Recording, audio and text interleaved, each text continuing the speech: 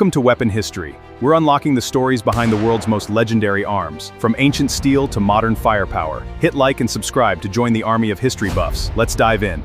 क्या आपको पता है कि नेताजी सुभाष चंद्र बोस की आजाद हिंद फौज, जिसे इंडियन नेशनल आर्मी (INA) भी कहा जाता है, आखिर किन हथियारों से ब्रिटिश सेना का मुकाबला करती थी?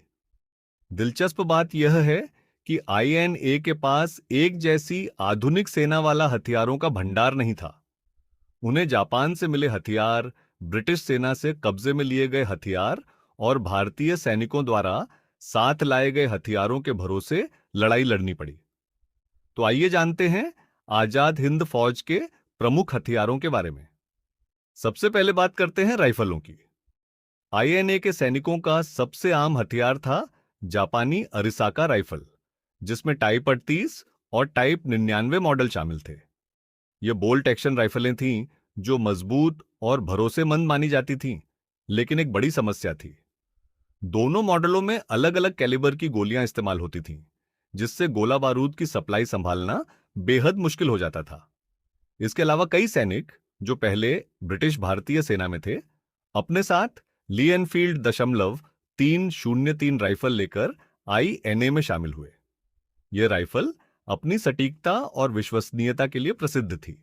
हालांकि दशमलव 303 गोलियों की कमी के कारण INA को अक्सर दुश्मन के ठिकानों से गोला बारूद कब्जे में लेना पड़ता था। अब बात करते हैं मशीन गनों की।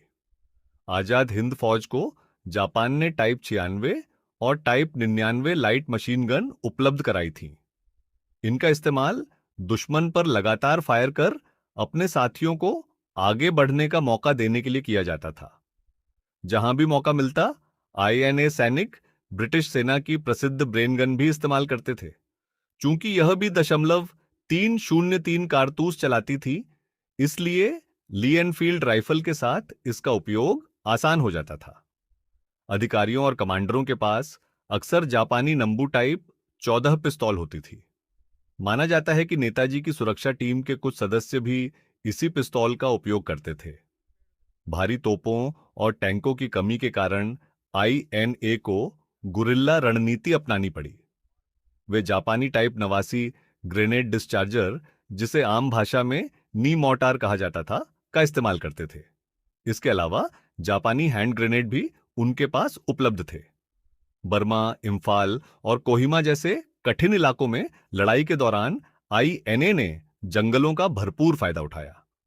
सैनिकों ने बारूदी सुरंगें, बूमी ट्रैप और विस्फोटकों का उपयोग कर दुश्मन को नुकसान पहुंचाने की कोशिश की। आजाद हिंद फौज के पास आधुनिक हथियारों की भरमार नहीं थी। सीमित संसाधन, अलग अलग प्रकार के हथियार और गोला बारूद की लगातार कमी के बावजूद उनके सैनिकों का हौसला कभी नहीं टूटा। नेताजी सुभाष चंद्र बोस के नेतृत्व में INA ने भारत की स्वतंत्रता की लड़ाई में साहस, बलिदान और देशभक्ति का एक अमिट अध्याय लिखा।